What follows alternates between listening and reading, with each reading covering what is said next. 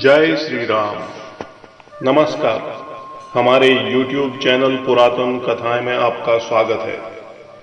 आज के इस भाग में हम प्रभु श्री राम द्वारा हनुमान को मुद्रिका देने, सीता की खोज के प्रयासों, देवी स्वयं प्रभा के साथ उनकी भेंट के विषय में बताएंगे। तो दोस्तों, अब आते हैं हम आज की विषय वस्तु पर। वानर यूथ पतियों को इस प्रकार की कठोर आज्ञा देकर सुग्रीव हनुमान से बोलते हैं, हे कपिश्रेष्ठ, पृथ्वी, अंतरिक्ष, आकाश, पाताल, देवलोक, वन, पर्वत, सागर, कोई ऐसा स्थान नहीं है जहां तुम्हारी गति न हो। असुर, गंधर्व, नाग, मनुष्य, देवता, समुद्र तथा पर्वतों सहित संपूर्ण लोकों को तुम जानते हो और तुम अतुल अद्वितीय पराक्रमी तथा साहसी हो। तुम्हारी सूझबूझ और कार्यकुशलता भी अपूर्व है। यद्यपि मैंने सीता जी की खोज के लिए सब वानरों को आदेश दिया है, परंतु मुझे सच्चा भरोसा तुम्हारे ऊपर ही है और तुम्हें ही उनका पता लगाकर आना है। सुग्रीव का हनुमान पर इतना भरोसा देखकर राम बोले, हे हनुमान, सुग्रीव की भांति मुझे भी तुम पर विश्वास है कि तुम सीता का पता अवश्य लगा लोगे। इसीलिए मैं तुम्हें अपने नाम से सुशोभित अपनी यह मुद्रिका देता हूं। जब कभी जानकी मिले उसे तुम यह मुद्रिका दे देना। इसे पाकर वह तुम्हारे ऊपर संदेह नहीं करेगी, तुम्हें मेरा दूत समझकर सारी बातें बता देगी। राम की मुद्रिका लेकर हनुमान ने उसे अपने मस्तक से लगाया और सुग्रीव तथा श्री राम के चरणों को स्पर्श करके वानरों की सेना के साथ सीता को खोजने के लिए निकल पड़े। शेष वानर भी सुग्रीव के दिशा निर्देशानुसार भिन्न भिन्न दिशाओं के लिए चल पड़े। उन्होंने वनों, पर्वतों, गिरिकंदराओं, घाटियों, ऋषि मुनियों के आश्रमों, विभिन्न राजाओं की राजधानियों, शैल शिखरों, सागर, द्वीपों, राक्षसों, यक्षों, किन्नरों के आवासों आदि को छान मारा, परंतु कहीं भी उन्हें जनक नंदिनी सीता का पता नहीं मिला। अंत में भूख प्यास से व्यथित होकर थककर उत्साहहीन निराशा के साथ एक स्थान पर बैठकर अपने कार्यक्रम के विषय में विचार विमर्श करने लगे। एक यूथपति ने उन्हें संबोधित करते हुए कहा, हमने उत्तर, पूर्व और पश्चिम दिशा का कोई स्थान नहीं छोड़ा। अत्यंत अगम्य प्रतीत होने वाले स्थानों को भी हमने छान मारा, किंतु कहीं भी महारानी सीता का पता नहीं चला। मेरे विचार से अब हमें दक्षिण दिशा की ओर प्रस्थान करना चाहिए।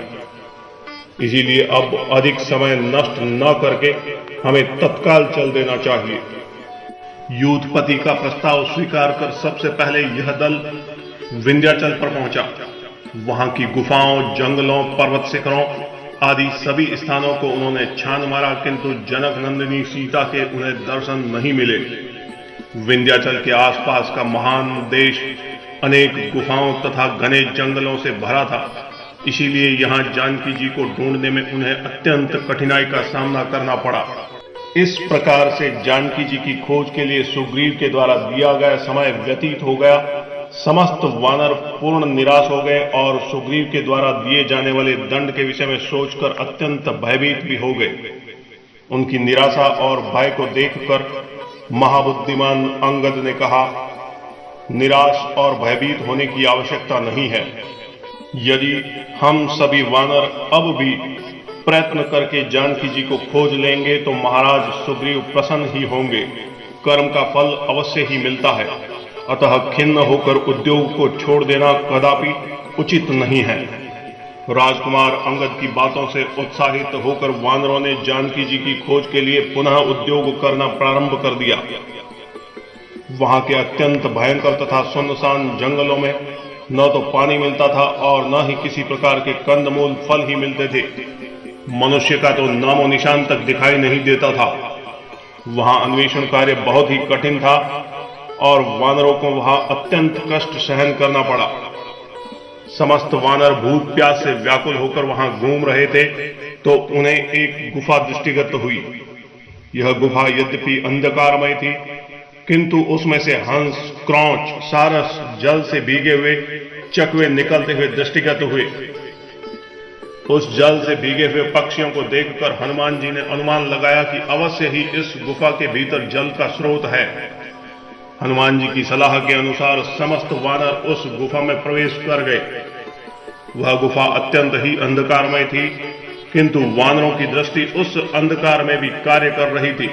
उनका तेज और पराक्रम अवरुद्ध नहीं होता था। उनकी गति वायु के समान थी। तीव्र वेग के साथ वे उस गुफा के भीतर पहुंच गए। भीतर पहुंचकर उन्होंने देखा कि वह स्थान अत्यंत उत्तम, प्रकाशमान और मनोहर था तथा वहां पर प्रचुर मात्रा में निर्मल जल और स्वादिष्ट मीठे फलों से लदे हुए बहुत सारे वृक्ष दृष्टिगत हुए। कुछ दूर जाने पर उन्हें वल्कल और काले रंग का मृग चर्म धारण किए हुए एक स्त्री दिखाई दी, जिसका मुख तपस्या के तेज से दमक रहा था। परम बुद्धिमान हनुमान जी ने उस तपस्विनी के पास जाकर हाथ जोड़कर कहा, देवी आप कौन हैं? यह गुफा, ये भवन तथा ये रत्नादि किसके हैं? हे देवी, हम लोग भूख प्यास से और थकावट से व्याकुल होकर जल मिलने की आशा से इस गुफा में चले आए हैं, किंतु यहाँ के अद्भुत पदार्थों को देखकर हमारी विवेक शक्ति लुप्त प्राय हो गई है। यह सब आपकी तपस्या के प्रभाव से हुआ है या यह कोई आसुरी माया है? तपस्विनी ने यह कहकर कि तुम सब पहले भोजन ग्रहण कर लो, उन सभी को शुद्ध भोजन, फल मूल आदि दिए। फिर भोजन से तृप्त हुए वानरों से तपस्विनी ने कहा, वानर श्रेष्ठ, इस दिव्य स्वर्णमय उत्तम भवन को दानव शिरोमणियों के विश्वकर्मा मायासुर ने बनाया है। इस भवन में निवास करते हुए मायासुर का संपर्क हेमा नाम की अप्सरा से हो गया, जिससे क्रुद्ध होकर देवराज इंद्र ने अपने वज्र से मायासुर का वध कर डाला। अब यह स्थान हेमा के ही अधीन है। मैं मेरु सावर्णी की कन्या हूं और मेरा नाम स्वयं प्रभा है। हेमा मेरी प्रिय सखी है, उसी के द्वारा नियुक्त होकर मैं इस स्थान का संरक्षण करती हूं। अब तुम लोग बताओ कि तुम लोग किस प्रयोजन से घूम रहे हो? पवन कुमार हनुमान जी बोले, देवी, पिता की आज्ञा से दशरथ नंदन श्री राम अपनी पत्नी सीता और अनुज लक्ष्मण के साथ दंडकारण्य में निवास कर रहे थे। जन स्थान में आकर रावण ने उनकी स्त्री का बलपूर्वक अपहरण कर दिया। श्री राम वानरराज सुग्रीव के मित्र हैं। हम लोग अपने राजा सुग्रीव की आज्ञा से जानकी जी की खोज कर रहे हैं। हमें इस गुफा से बाहर निकलने का कोई मार्ग नहीं दिख रहा है, अतः आप हमें यहां से बाहर निकालने की कृपा करें ताकि हम अपने कर्तव्य को पूर्ण कर सकें। तपस्विनी स्वयं प्रभा ने कहा, श्रेष्ठ वानरों, यद्यपि इस स्थान में आ जाने वाला जीवन भर यहां से बाहर नहीं निकल सकता, किंतु मैं अपने तप के प्रभाव से तुम सबको यहां से बाहर निकाल दूंगी। तुम सभी अपनी आंखें बंद कर लो। वानरों के आंखें मूंदते ही स्वयं प्रभा ने निमिष मात्र में उन्हें गुफा से बाहर निकालकर कहा, अब तुम अपनी आंखें खोल लो। यह देखो, तुम्हारे समक्ष महासागर लहरा रहा है। तुम्हारा कल्याण हो। इतना कहकर तपस्विनी स्वयं प्रभा अपने स्थान में वापस चली गई। तो दोस्तों, आज के भाग में बस इतना ही।